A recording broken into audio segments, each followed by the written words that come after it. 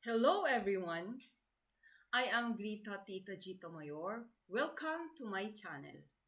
Don't forget to like, share, and subscribe. Today is a day one of the series that I'm going to share about what makes you significant. So I will start with a question, a powerful question that changed my life. And this is the question. Have you ever wondered what your true purpose is? Why God created you?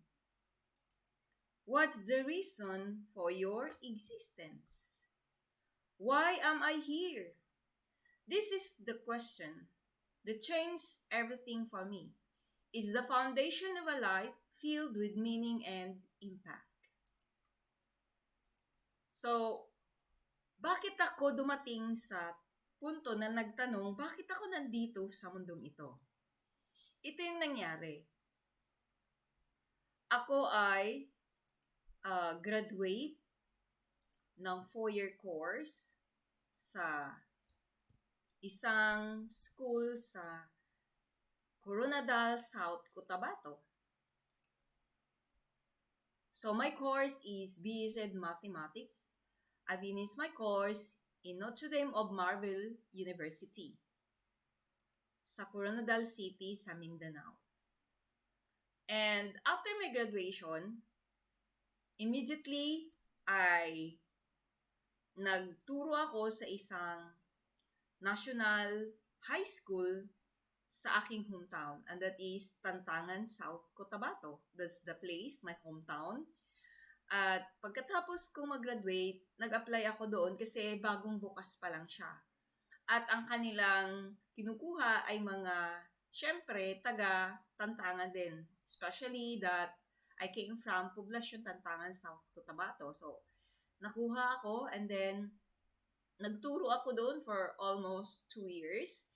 And I'm also a pivot uh, passer. Ibig sabihin ay licensed teacher na ako. At kung titignan mo, sa mata ng karamihan, I am already successful. Kasi nga, may trabaho ka na, kagagraduate mo lang. So, hindi ganun kadali maka-apply ng trabaho. And then, sa profession ko pa. So, graduate ako ng 4 years, license, and teaching in a public school. So, hindi ganun kadali makapasok sa public school. And my salary is just for myself because I am residing with my parents. So, I don't need to rent. I don't pay the bills, electricity, water bill, or internet. And, or wala pa internet or telephone. So, hindi ako nagbabayad. Wala akong ginagasta. Kundi, yung sweldo ko ay para lang sa akin. And I don't need to give money to my parents because they have their own income.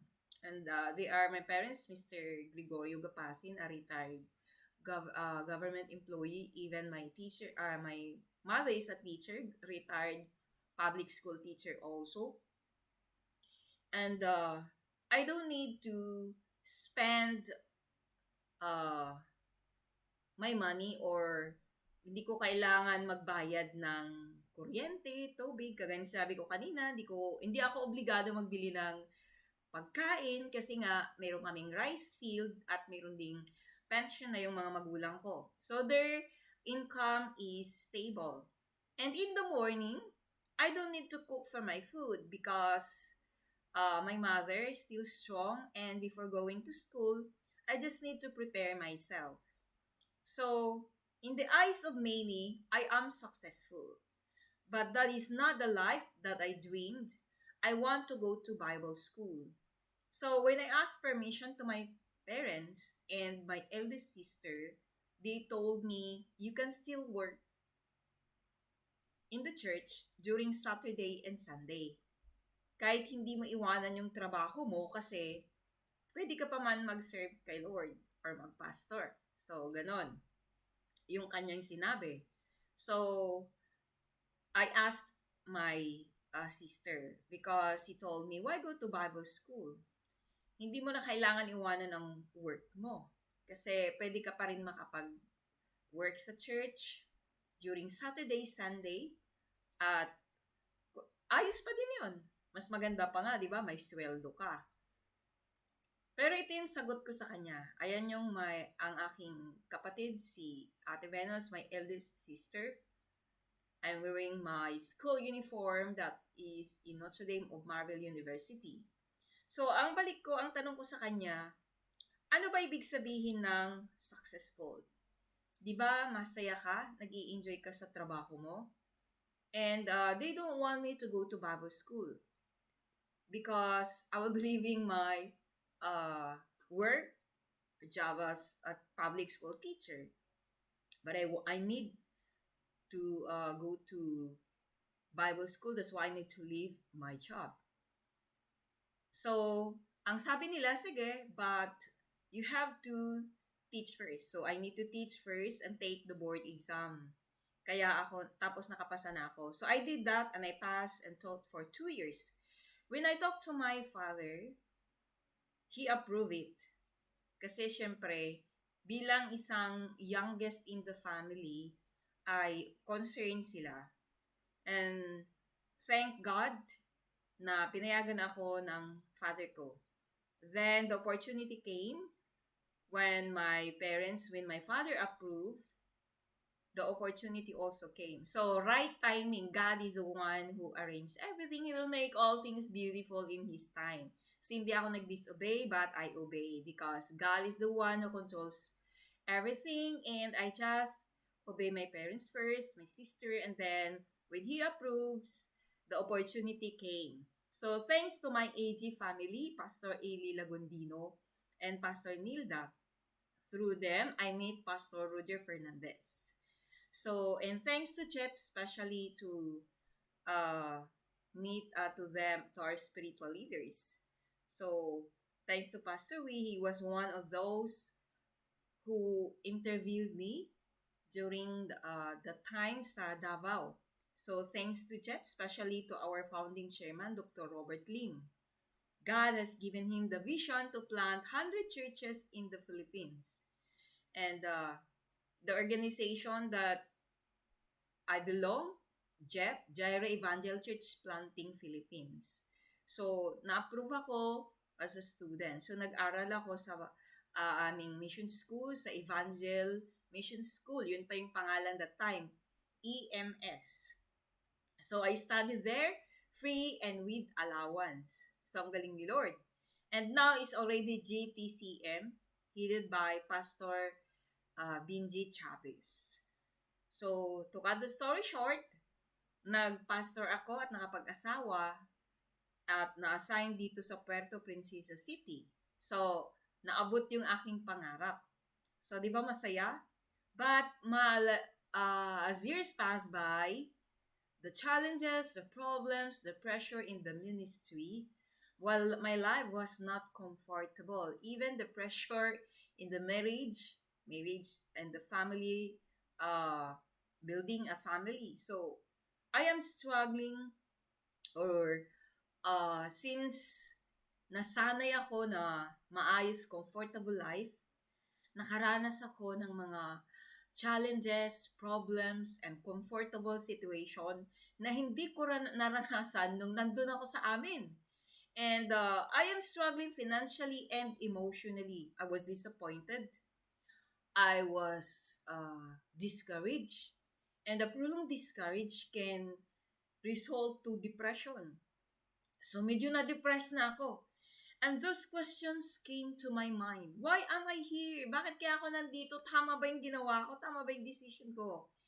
So one day, while I was scrolling my news feed, in my FB, my friends are posting their achievements, their travels. So, syempre, hindi ako na inggit sa kanila, but I remember my brothers and my sister. My only brother na meron na siya ngayon business, hobby shop ni Paulo, and si Ate Gemma is already in Fulumulok. Thank you for both of you. At sila yung ginamit ni Lord as instrument para magtanong ako. So, wala naman sila doon sa FB na kinuscroll ko kasi hindi naman sila nagpo-post ng kung anong achievement nila. But I know. And they have already their houses, they have already their cars, may sasakyan na sila. So, naisip ko, sabi ko, Lord, to my mind, ano kaya ang natuklasan nila at nakita nila, sinunod nila na nagkaroon sila financially breakthrough. So, hindi ako nag-complain kay God. I did not murmur. I did not complain. I did not become bitter or sad or pity. I didn't pity myself.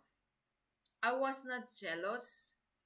But this question came to my mind, what's the reason why I was born? And ano kaya natuklasan nila? Nagkaroon sila financial breakthrough. Lord, ano kaya yung natutunan nila? Gusto kong malaman, anong principle yun, Lord? So, ulitin ko, hindi ako nag-complain kasi kung mag-complain ka, lalo lang lalala ang naramdaman mo. Lalo ka ma-discourage, lalo ka ma-disappoint, lalo ka ma-depress. So, ano kaya yung principle? And God answer my prayer. So, he showed me the laws and principles from the Bible. Principle about life, principle about relationship, principle about finance, how to enjoy in the middle of troubles, how to live a stress-free life despite of stressful situation, despite of financial crisis, how to come out from that situation. God showed me. Hindi niya ako binagsakan ng pera, but He showed me the principle. Like Solomon, hindi pera, hindi wealth yung kanyang tinanong, di ba? Wisdom. And God showed me those things step by step. And today, I'm not, because the time, I was in my down moment, ay wala akong bahay, dilapidated, wala kaming sasakyan, ang tagal na. So, iniwan ko yung profession ko, tapos ganito yung naranasan ko. Di ba? Dapat mas maayos, mas maganda kasi I left my job, I do the full-time, na nagpastor, wala naman akong sinaktan, o wala naman akong inagrabyado. So, bakit ganitong nararanasan ko, naramdaman ko? I was so down. I feel, sabi ko, bakit kaya? But I never question God or complain God or murmur against God. And that was the down moment, so depressed. So yun yung prayer ko. So ulitin ko, huwag kang mag-complain kay God o mag-murmur. Instead, you ask the Lord, what laws and principles do I need to discover? Kasi nga, meron sa Manual of Life. And God showed me one by one. That's the content of the book that I have written. And today, I am not renting anymore because that was a pre-pandemic. Today, ulitin ko, hindi na kami nagre-rent thanks to Ate Gemma who and her family who helped me. Ate Gemma is the one who gave me, who encouraged me, who pushed me na makakuha ng unit dito kung saan kami nakatira. And siya rin yung nag-inspire at sabi niya, si Lord ang mag-provide at may natutunan ako sa Kanya. And ngayon, nagtuturo na din ako as part-time sa isang college. And most of all, I have found the answer to the questions, why am I here? What's the reason why I was born? So in the book, you can read the book, What Makes Me Significant. Sinulat ko doon yung principles na natutunan ko na kung saan ay apat ang nandun at i-discuss ko yun through this series. So, over the next few days, it will be a 5-day transformative journey. I will show you the principles that I've learned. So, over the next few days, I'll share powerful truths from my new ebook, You Are Significant, that will help you discover your divine purpose and live it boldly. So don't miss it. So this is just the day 1. Tomorrow, I will share again the content. This is just the introduction of the series that I'm going to start or to make para matutunan nyo rin dun sa mga tanong na kagaya ng tanong ko at nakaranas ng aking nararanasan ay malalaman nyo at matutuklasan nyo kung ano ba yung tinuro sa akin ni Lord at i-share ko sa journey na ito. At kung gusto nyo pa na mas mabilis at mas clear sa inyo, ayan, success without stress, yun yung pinakauna, free. And then, unfolding the financial resources. And then, what makes you significant? Finding meaning for your existence. So, sa ngayon ay naka-promo ako. Free pa yung Success Without Stress. Then, 250, unfolding the financial resources God has provided for His purpose. What makes you significant? Finding meaning for your life. So, naka-promo, 250, and free. So, kung gusto mo ang free lang, you can just chat me in the comment or in my FB, Greta Gapasin, or dito mag-comment ka sa baba. Ibibigay ko sa'yo pag mag-comment ka at interesado ka. And then, yung unfolding the financial resources, that is 350 isa, pero ngayon naka-promo ako these 5 days, kaya 250 lang yung aking bigay. So, bibili ka at hindi, magbibigay ako ng free na ebook that is Success Without Stress. Ayan. So, clear, nakikita nyo sa inyong screen.